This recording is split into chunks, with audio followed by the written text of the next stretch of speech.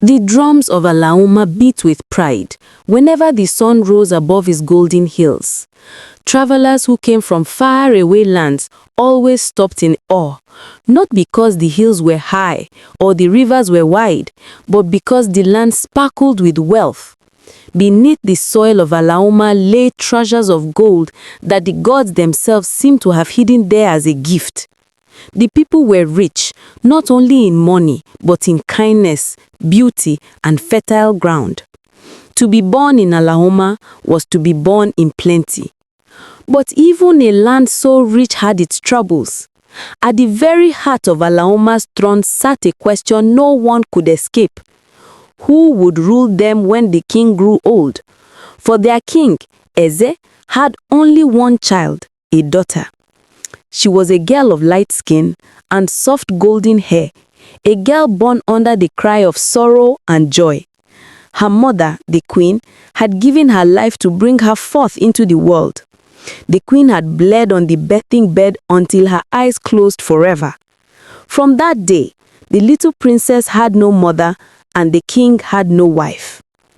The elders of Alaoma begged King Eze to take another woman, to marry again and bring forth sons who would continue the royal line.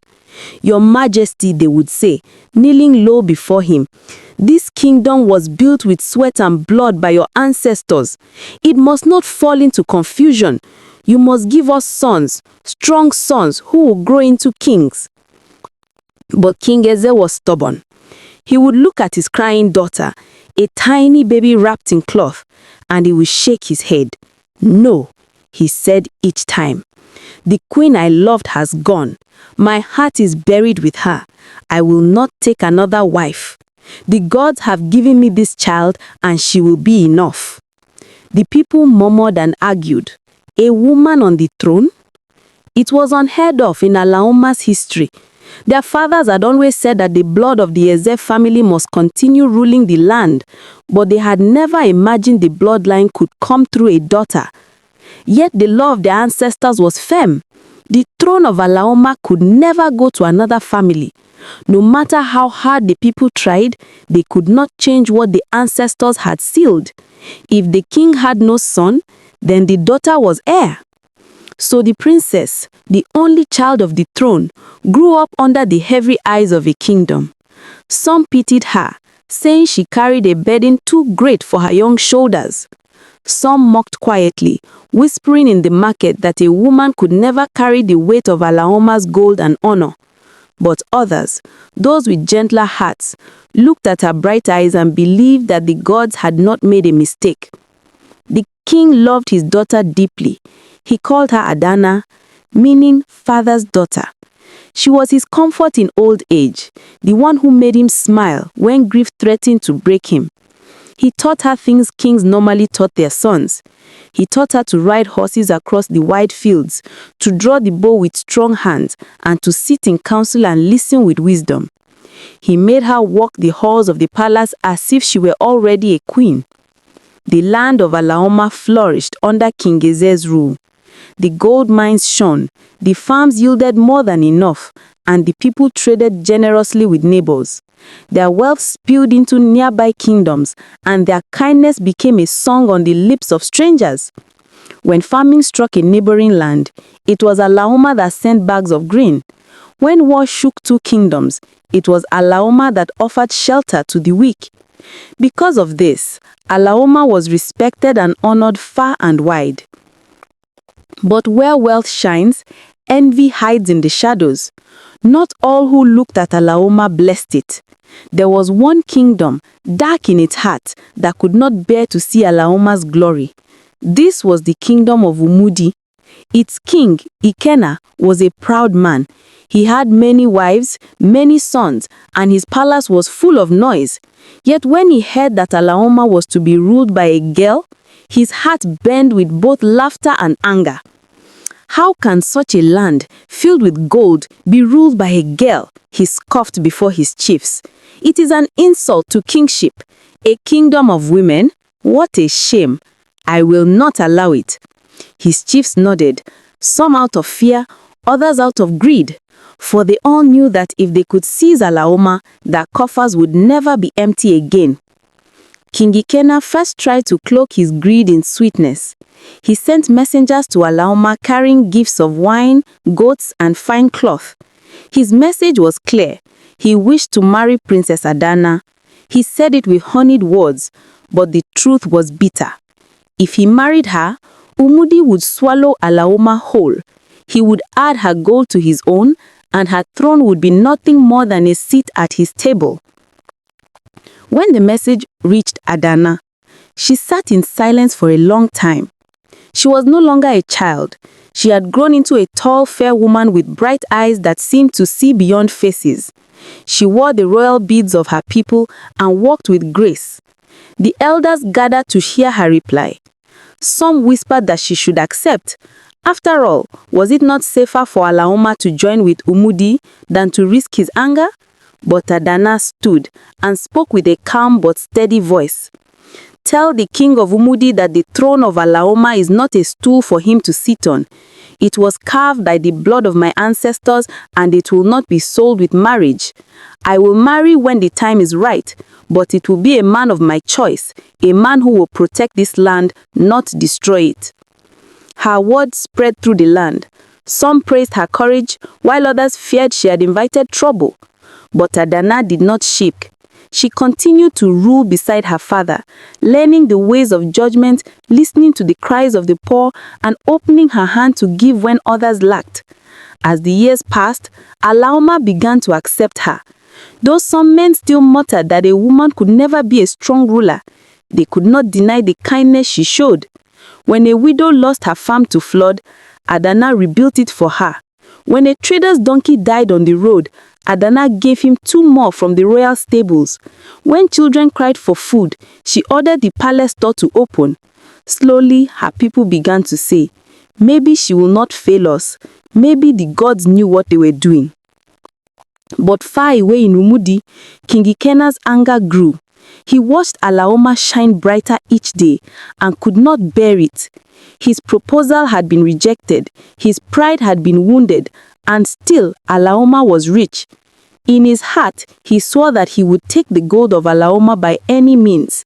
For him, it was no longer about marriage or alliance, it was about power, greed, and the belief that no woman should ever rule over such wealth. Adana knew in her heart that storm clouds were gathering. Each time she walked in the palace gardens, she felt the air grow heavy, as though the gods whispered warnings in the rustling leaves. She prayed at the ancestral shrine, asking her forefathers to give her strength. Let me not fail Alaoma, she whispered, pressing her forehead against the cold stone. Let me be the daughter my father believes I am, the queen my people need me to be. The kingdom of Alaoma was still bright, still wealthy, still singing, but beneath the songs, danger stared. The princess, who had grown from a lonely baby into a beloved woman, stood at the edge of her destiny. And beyond the borders, in the land of Umudi, a king sharpened his envy into weapons. The tale of Alaoma, the land of gold, was only beginning. The moon rose high above Alaoma, spreading silver light over the hills and rivers. The land was quiet, the houses dark, except for the faint glow of palm oil lamps. Farmers rested their tired bones after a long day. Children called beside their mothers, dreaming of the morning sun. The palace itself was still, the guards leaning on their spears, their eyes heavy with sleep. All seemed peaceful, as though the gods themselves had laid a blanket of calm across Alaoma. But in the shadows, footsteps moved. Silent as cats, a group of men crept toward the hills where the gold of Alaoma was kept under watch. They were not Alaoma's men. Their skins were scarred with strange marks, their eyes shone with greed. And their leader carried a sword with carvings from Umudi. They were warriors of King Ikenna.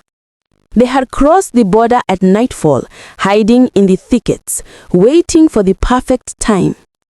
Now, under the silence of the moon, they tried to break into Alaoma's wealth. Their mission was not to kill, not yet. Their king had ordered them only to steal. "Bring me the gold of Alaoma," Ikenna had commanded, his voice dripping with hunger. "Let the people see that their woman ruler cannot protect them, then they will bow." But the gods do not sleep, even when men do. One of Alaoma's hunters, returning late from the forest, saw the shadows creeping. He crouched low, watching as they bent to dig out the stones where gold was stored. His heart pounded, but he did not run. Instead, he tiptoed to the palace and beat on the great wooden gates until the guards roused. Within minutes, the warriors of Alaoma surrounded the intruders. The men of Umudi fought to escape, but they were caught in ropes and dragged before Princess Adana. She sat in the great hall, her eyes sharp, though the night was deep. She looked at the men kneeling, their arms tied behind them. They bowed their heads, but defiance still shone in their eyes. "Who sent you?" Adana asked, her voice calm but strong. No one answered. The warriors pressed them with spears, but still they remained silent. At last, one of the elders spoke. "My princess, we know whose hands move these men. They are from Umudi. This is the work of King Ikenna." The hall murmured in anger. Alaoma's chiefs wanted blood. "Kill them," one growled. "Let Umudi know Alaoma is not weak." But Adana raised her hand. The hall grew silent. She looked at the kneeling men and her heart softened. "They are our brothers," she said. "They live across our border. They are not strangers. Why should we shed blood when no blood has been shed against us?" The chiefs gasped. "Princess." "I will not kill them," Adana said firmly.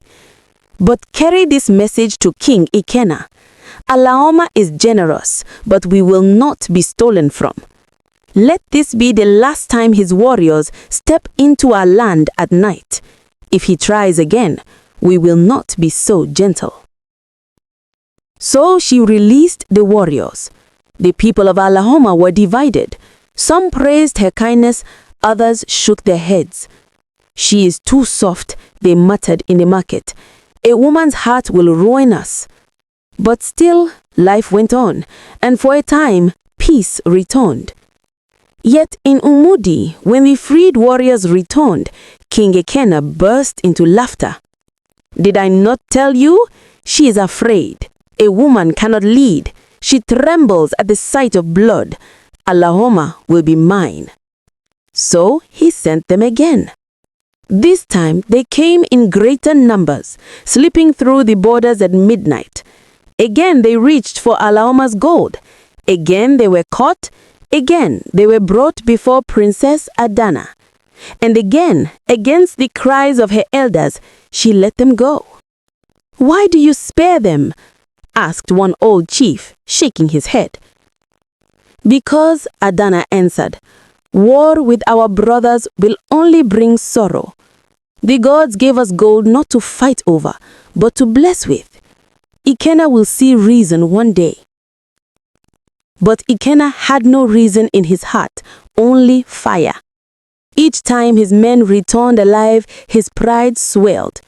He took their freedom as proof that Alaoma was weak, that a woman had no strength to defend such riches. His mind turned from spilling to conquering. "I will take Alaoma by war," he declared before his council. "If a woman dares to call herself ruler, let her face a man's battle." His chiefs cheered, and drums were beaten in Umudi to prepare for war. Spears were sharpened, shields polished, arrows tied in bundles. The ground shook as young men trained in the fields, their cries echoing across the hills. The air was thick with the smell of iron and the heat of ambition. When word of his plans reached Alaoma, the palace fell into confusion. The elders gathered quickly, their faces pale. "Princess, this is what we feared. A woman's softness has brought war to our gates." But Adana stood firm. "Do not blame kindness," she told them. "Blame greed. It is not mercy that has caused this, but the hunger of King Ikenna. Still, I will try to stop him.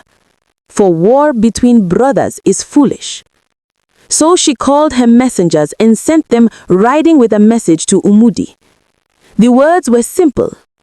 "King Ikenna, why do you plan war against us? The gods gave Alaoma gold not for bloodshed, but for sharing. Have we not been generous to our neighbors? Have we not fed the hungry and sheltered the weak? We are brothers. Do not bring fire to our houses. Lay down your weapons and let there be peace." When the messengers reached Umudi and read her words, Ikenna laughed so hard his belly shook. "Did I not say? She trembles at war. She begs for peace because she is weak. Let her wait then, for I will come." And come he did. It was a bright afternoon, the sun blazing over Alaoma. Farmers had returned from their fields to rest in the shade of their huts. Women sat in the market selling yams, palm oil, and cloth. Children played in the dust, chasing one another with laughter. The air was filled with peace. Then the horns of war blew. From the hills poured the warriors of Umudi, thousands strong. Their shields flashed in the sun, their spears raised high. They came like a river of fire, shouting, stamping, shaking the ground with their charge. The people of Alaoma screamed in terror. Mothers snatched their children, traders abandoned their wares, old men stumbled to their feet. The quiet afternoon became a storm of fear. Messengers ran to the palace. "Princess Umudi has attacked." Adana rose to her feet at once. She did not weep. She did not tremble. She called her warriors and sent them racing to the battlefield. "Defend our land," she commanded. The warriors of Alaoma were brave, but they were fewer in number. They met the men of Umudi with courage, arrows flying, spears clashing, shields breaking. The air was filled with the roar of battle. Dust rose, cries rang out. The ground trembled beneath their feet. But King Ikenna had planned well. His army was stronger, heavier, and determined. Slowly, Alaoma's warriors were overpowered. They fought bravely, but Umudi pushed them back. At last, they fell into the hands of King Ikenna's men. But Ikenna gave an order that surprised even his warriors. He said, "Do not kill them, tie them. They will serve as slaves in Umudi." So Alaoma's sons were bound in ropes, dragged like cattle. Then Ikenna and his men marched straight to the hills where the gold was. With greedy hands, they began to dig and carry away the treasures of Alaoma. When word reached Princess Adana, she stood frozen for a moment. Her chest burned with rage, her eyes filled with tears. Her people were crying, her warriors enslaved, her gold stolen. The elders crowded around her, their voices trembling. "Princess, what will you do now? You are a woman. War is for men." But Adana's voice rose, strong and fierce. "If you call me woman, then know I am no ordinary one. I am the daughter of Eze, born of the blood of warriors. If you will not fight, then I will fight. I will not watch Alaoma fall." She turned to her guards. "Bring me my horse, my bow and arrows, and my machete. Tonight, I ride." The palace shook with her words. Some thought she was... The sun dipped low over Alaoma, casting long shadows across the land. Smoke rose in the distance where Umudi warriors had trampled farms and huts. The cries of children still echoed in the air, and the gold of Alaoma was being carried away under the guard of King Ikenna's men. The ground trembled with the weight of Alaoma's sorrow. Yet in the palace courtyard, Princess Adana stood tall upon her horse. The bow was slung across her back, the machete at her waist, arrows rattling in their quiver. Her eyes were fierce, burning with a fire no one had seen before. She looked nothing like the soft girl the people had doubted. In that moment, she was the spirit of Alaoma itself, proud, unbroken, and ready for battle. The elders begged her to wait. Princess, you cannot go alone. You are our last hope. If you fall, Alaoma will fall with you. But Adana shook her head. If I do nothing, Alaoma has already fallen. I will fight. The blood of my ancestors demands it. She rode out, her horse galloping through the dust, her hair flying, her heart steady as a drumbeat. The people watched her go with wide eyes. Some fell to their knees, praying to the gods to guide her arrows. Others whispered, maybe she is more than we thought. Maybe she is chosen. Adana followed the tracks of the enemy.